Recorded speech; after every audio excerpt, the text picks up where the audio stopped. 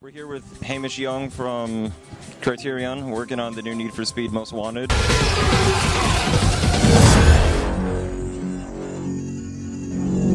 you tell me a little about the new game? Sure. So 2 years ago, Criterion made its first Need for Speed game, Need for Speed Hot Pursuit. And we really wanted to kind of go back to the roots of the franchise, you know, exotic cars, epic drives, cop chases. And so with this one, we kind of looked back through all the different parts of Need for Speed's kind of history and try to work out, you know, what do we want to do next. And we kind of came across Most Wanted, and we felt that the premise of Most Wanted was something that was really interesting, you know, and particularly with our Criterion's kind of friends focus, you know, we're very much into our social play. We thought, well, what would be interesting to that is like being the most wanted amongst your friends. So we really wanted to kind of reinterpret what Most Wanted meant.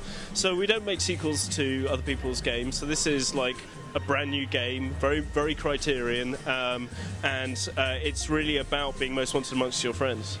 I understand that Criterion, it was your idea. You approached EA to make this, right? Yeah, I mean, so after Burnout Paradise, we actually suggested, like, hey, we'd like to make a Need for Speed game, and you know, the EA management went, yes, can you? And we went, yes, we would like to. So it was a great kind of combination of the dev team wanting to make the game. In particular, what we really wanted to do is, you know, we'd been doing car games for a very long time, and you know, Burnout used unlicensed cars because we could smash the hell out of them. But we're all big kind of car fans, and getting the opportunity to work with such great, you know, car brands as Porsche and Lamborghini and, you know, Koenigsegg and all the kind of big exotic car brands really excited us, and we thought we could bring something new to it. And it's kind of our main criteria for doing anything is, can we bring something fresh and new to the table that people haven't played before? Yeah, you have a ton of licensed cars. How many total? So I think we've got something like 30 manufacturers, but we've got 45 or something like that, so it's in the mid-40s. And actually what that means is that we actually have a biggest range of cars we've ever had. We have everything from the kind of track cars like you know, Caterhams and Aerial Atoms and those kind of small track cars, everything up through the exotic supercars, sports cars, up to big SUVs. So we have a full range of cars this time, and the kind of criteria we put in terms of what we should add to the game is the cars really had to kind of stand out as being different. So, you know, the handling is been set up so the cars feel really different. The cars are very different, and so each car had to add its own unique kind of element to the game. So you won't see in this game hundreds of basically the same car. They are very different, and we've actually in some ways kind of reduced the roster of cars to being cars that really stand out from each other rather than being like the same set of cars. How much research did you do? Did you get hands-on time with each car to try to see how each one handles differently and feels, or did you just kind of figure it out as like, all right, this is an SUV, this is a sports car, this is a track car? A bit of both. So some cars so in particular we've got a great relationship with Porsche. So not only did we record all the cars like for audio recording, so you know, that's partly driving, partly recording, but also in particular to get all the paint right, the actual colours of the cars right. We do various photo shoots, and so Porsche we spend a bunch of time with. We actually have Marussia, which is a Russian supercar, the B2, and they're actually they've been great partners as well. And they're actually getting their car actually recorded, I think, tomorrow or today. They come around the office back in Guildford and doing that, which is kind of cool. So I think that, you know, with all the manufacturers, we work really hard to make sure that the cars get the essence of the car. We're not a simulation game, so we're not trying to kind of anally recreate exactly a car, partially because we feel like it's way more fun for players to play a game where the car behaves the way they would love it to if they were like a cool stunt driver. Is there any kind of loose story in the single player just to kind of get the progression going? What? Any narrative? No, I mean, because it's a very open, structured game. There isn't a kind of a bunch of actors with FMV. First, I'm going to take your ride, then I'm going to take your girl. what we like about this game, and the open world structure is after the first 5 minutes where there's an intro to the game, your experience and my experience, someone else's experience will be completely different, because the cars you find are going to be different, and therefore the races you pick are going to be different. And actually, in half an hour or an hour, our experiences are going to diverge quite strongly. Now, I think that's really good. It means that everyone kind of gets a different experience. But this is where Autolog comes in. So in Hot Pursuit, we introduced a new system called Autolog, which is a way of comparing with your friends different races. With this game, it actually works even harder, because what it's doing is not only comparing races, you compare everything in the game, but it also, because we recommend events to you that your friends have done, it's a way for you to reconnect with what your friends are doing in a much more meaningful way. So whilst you may have gone off and done your own thing for the first half an hour, the Autolog recommends is that way for that you can still compete with your friends, find out what they've done, what cars they did it in. Oh, you found this car, where can I find it?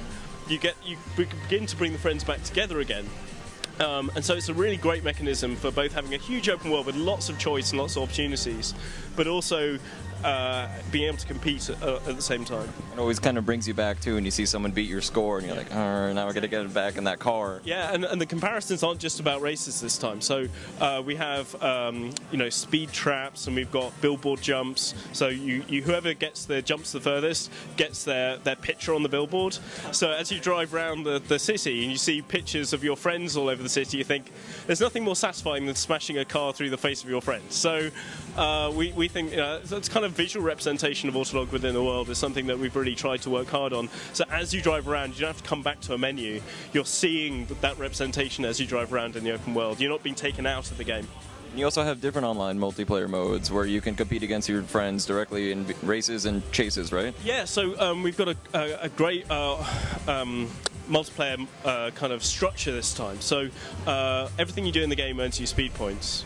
And we have these things called speed lists, which think playlists. So if you go into a public game, the game will present you with 5 events in the speed list, and what you get to do there is you get to compete with your friends or compete with people you're playing online with over those 5 events. Now those 5 events are shuffled, so you might be a race, it might be a team race, it might be as what we call a speed test, which is a quick 90-second burst of who can jump the furthest, or who can go the fastest, or who can do the biggest drift.